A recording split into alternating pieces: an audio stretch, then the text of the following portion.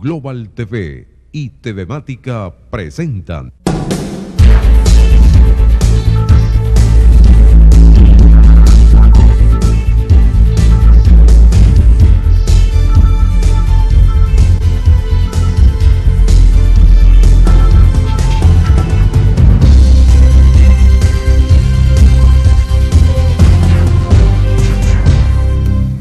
¿Qué tal, amigos? ¿Cómo están? Bienvenidos, ya listos para iniciar un brevísimo comentario y desearles que tengan al inicio de esta semana pues las mejores perspectivas, y siempre, por supuesto, uno depende mucho de la interacción, del entorno, de todo lo que ocurre, y son cosas que uno no maneja, variables que no están al alcance de pues, cualquiera, de poder controlar. Pero bueno, hagamos lo posible para tener una actitud menos complaciente con la desazón, con el pesimismo y con la manipulación. De verdad que en estos tiempos es fácil ser objeto, sobre todo cuando la permeabilidad de la desorientación, de la desinformación está presente, pues mucha gente cae fácilmente presa de cualquier incendiario que diga lo que sea en las redes. Cualquier cosa puede ocurrir. Así son las cosas. ¿Qué está pasando ahí? Así son las cosas. Que tenemos problemas. ¿Eso qué pasó, Mario? Cuéntame. ¿Quién está en el máster? Ya. Bueno, entonces es que tenemos unos problemitas allí. Algo pasó con el switcher. Son estas cosas que nos van limitando, ¿no?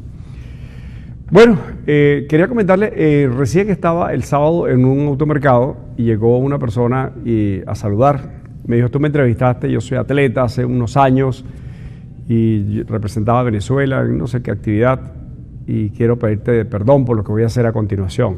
No sé. Unos minutos después, el hombre estaba gritando ahí en el pasillo que sus 2 hijas, o 3, tenían hambre y que él necesitaba que alguien lo ayudara, que le regalaran algo porque él no quiere robar. Y así, pues, llegó la policía, lo invitó a que saliera, etc. Bueno, son cosas de esta cotidianidad que no podemos tomar como que no importa. Justamente son las manifestaciones de una crisis que se hace cada vez más complicada, donde no se ve que se corrija. Yo aplaudo sin duda lo que ha ocurrido en el centro de la ciudad. Eso tiene unos problemas sociales asociados a que eso tiene muchísimos años, pero eso no es justificación. Nada justifica que las calles, las aceras, las tomen para lo que sea. No hay argumento, porque se trata del derecho del individuo contra el colectivo, y eso es un asunto que se cae de perogrullo, es muy elemental. De modo que, pero, ¿por qué cada vez hay más actividad informal? ¿Por qué la gente no tiene cómo arreglársela de otro modo?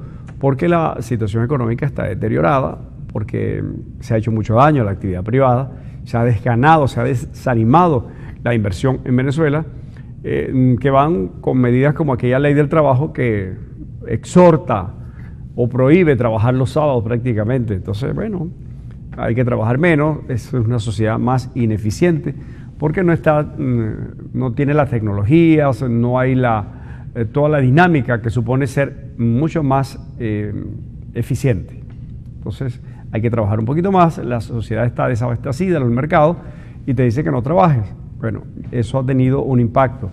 Además de todo esto de apagar empresas, perseguir empresarios, culpándolos de lo que realmente no tienen culpa. Ciertamente hay gente que abusa de esa circunstancia en función de explicar que tiene expectativas de que la inflación va a ser no sé cuánto, y en lugar de vender a 2 bolívares, que sería, vamos, hipotético, decir que ese es el precio de realización final de algo, lo venden 8. Es decir, esto es exagerado, porque el comercio día a día puede recuperar, porque ese dinero lo convierte en dólares o en mercancía, y la reposición podría ser como no tener esos elementos. Por ejemplo, yo estuve comprando un antibiótico, acitromicina, en una farmacia que está ahí en De Cándido, en la Lago. 300 bolívares. Un estuche de 3 tabletas. Resulta que averiguando el costo para la farmacia es de unos 40 algo bolívares. O sea, me parece demasiado, desproporcionado. El 120 sería ya bastante bien.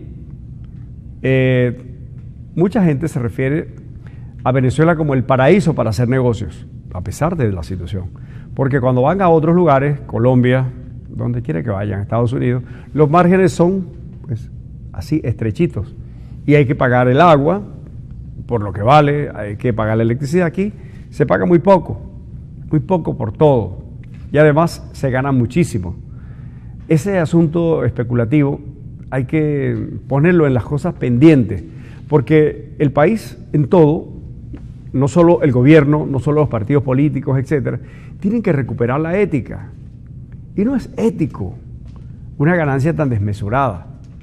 Y estoy diciendo que hay empresarios, muchos empresarios, creo que la mayoría, que están trabajando con una gran dedicación, una gran abnegación, y en algunos casos perdiendo. Los empresarios del campo, hay que ver si usted tuviera que montar una empresa agropecuaria, si tendría posibilidades de comprar tractores, de hacer vaqueras, cercados, comprar animales, veterinaria, todo este asunto. Eso no es posible. Entonces, ellos están con una infraestructura que ya existe, entonces, bueno, ahí van como descapitalizándose, pero funciona. Entonces, a esa gente hay que darle respeto, hay que tenerle respeto al que lo está haciendo bien, porque así vamos a recuperarnos. Tenemos que recuperar valores, el valor del trabajo que sea reconocido, que se le pague lo justo a la gente, pero justo es eso, que sea justo para todos. Es decir, ese caso de esa cajita de medicamento, cuyo costo está entre 40 y lo vende en 300, nos parece que está extremadamente exagerado. Y así es el asunto de reclamo de que este país tiene que recuperar la ética, esta sociedad tiene que renacer, fortalecerse. Es como aquel jardinero que va podando esas ramas que están secas y da espacio para la oxigenación de la nueva formación en la corteza, en las ramitas nuevas, para que salgan renovadas y puedan ser útiles como parte del nuevo bosque. Eso hay que hacerlo, y eso no es un tema de partidos políticos, etcétera, si es de ideología.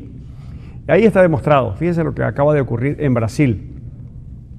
En Brasil va a una segunda vuelta. Ayer ganó Bolsonaro, un candidato de la extrema derecha, es decir, de la izquierda de Lula. Lula fue un hombre que hizo un esfuerzo importante, la gente se lo reconoció como sindicalista, se opuso a las dictaduras militares, pero llegado al gobierno en su segunda gestión, ese gobierno se corrompió, no sabemos si desde el principio, pero Odebrecht fue un factor importante. Al principio, en sus primeros intentos, Odebrecht se opuso a que fuera candidato, nunca lo apoyó, porque yo hablé en ese momento con gente de Odebrecht, hace unos 20 años más o menos, pero luego se convirtieron en aliados y luego se convirtieron en cómplices de uno de los eventos donde estaba una empresa privada implicada más graves de la historia latinoamericana. Corrompieron a muchísima gente. Odebrecht. Se corrompió Lula, rompió ese partido que era una especie de esperanza para los trabajadores, etc. Y ahora insurge entonces como respuesta de la sociedad el señor Bolsonaro y eso es lo que ocurre. El Foro de Sao Paulo, un grupo de gente alimentada con los dineros de esos gobiernos llamados progresistas de Venezuela, Brasil, etcétera, y que eran una especie de avanzada, de vanguardia para mantener un discurso contra esos gobiernos no socialistas, etcétera, hacerles la vida imposible, aprovechando que allí sí funcionan las instituciones y pueden salir a protestar, pueden hablar de derechos humanos, etcétera, y nadie los va a meter a la cárcel y menos los va a asesinar. Entonces, ese Foro de Sao Paulo se encargaba de esas estrategias para desestabilizar otros gobiernos no afectos al llamado movimiento del siglo XXI, socialismo del siglo XXI. Bueno, quedó despedazado, porque en Argentina desapareció el control de los Kirchner. Hoy día el pueblo argentino se acaba de despertar frente a uno de los más colosales fraudes al patrimonio público, a uno de los grandes latrocinios que se ha producido en la Argentina, donde otros también lo han hecho. La política en Argentina, como el resto de Latinoamérica, está bastante descalificada y eso es un asunto que hay que recuperar, el buen nombre de la política. Bueno, Menem y otros y los militares, todos esos asaltaron el erario público en Argentina, y es lo que hace que un país con esas potencialidades tenga los problemas que hoy todavía tiene. Bueno, desmontaron aquel cura de allá de Paraguay, también desapareció. Tiene problemas Nicaragua, porque ya no tiene un benefactor, que era Venezuela, que le daba recursos, etc. Esa pandilla que llegaron a la política con un discurso reivindicador contra Somoza, etc. Bueno, hoy son un grupo de corruptos instalados ahí con la señora Rosario y el señor Ortega. Entonces, esto hay que revisarlo. Es decir, no puede ser ahora, ojalá no sea así el caso de Brasil, que saquen a unos malos para venir unos tan malos, pero que vienen a refrescar el ambiente. Hay que cambiar y que la población sienta que aquellos que están en la vida política son muchos más sabios que los otros, son buenos conductores y tienen la ética como el valor principalísimo, que pueden tomar decisiones acertadas en momentos difíciles. Difícil fue aquel momento, por ejemplo, cuando se habló de la necesidad, obligación, etcétera, un Estado controlado por un partido político o unas instituciones controladas por un partido político. Ahora sí, nos ganaste después de que hicimos todo lo posible para que no ganara. Entonces ahora tienes que venir aquí y aceptar que te juramentamos en la constituyente. Bueno, entonces yo me encapricho y no voy. Y allí quedó. Eso es, la historia dirá, por supuesto, quién tenía la razón, pero hasta este momento es una muestra de falta, muchísima falta de una formación política que dé más allá de esa visión corta que no puede tener cualquiera. La puede tener, todos no nos ocupamos de la cosa política, pero un dirigente debe tener mucho sentido de mediano y largo plazo. Lo que ocurrió aquí en el Estado, pues trascenderá, pues la historia será escrito cuando seque la tinta con la que se escribe la historia actual. Bueno, vamos a regresar. Ya estamos entonces en este día lunes. Sigue avanzando el mes de octubre y nosotros les deseamos que pues, nos la pasen muy bien. Hasta mañana.